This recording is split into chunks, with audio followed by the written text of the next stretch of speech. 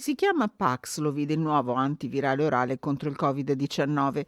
Alla farmacia dell'azienda ospedaliera di Padova sono giunti i primi 982 trattamenti, alcuni dei quali sono già stati affidati a ULSS esterne per l'utilizzo.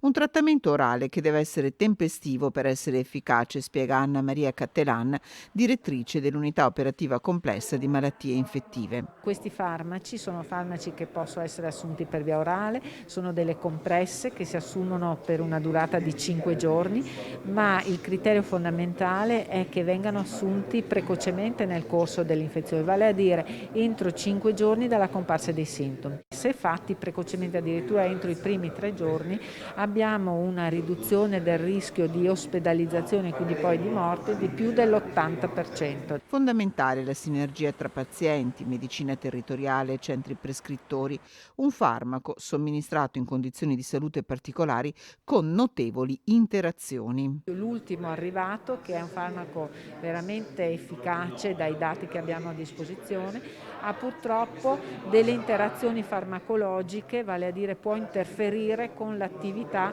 di altri farmaci che magari i pazienti possono assumere, tipo gli anticoagulanti orali, i farmaci per il colesterolo o tanti farmaci antineoplastici. Allora bisogna valutare bene in quel caso se può il farmaco essere somministrato. Ha percentuali di protezione da rischio di malattia grave o di morte dell'88% il Paxlovid, superiori al 31% del Molnupiravir, altro antivirale orale, e di quasi tutte le terapie monoclonali.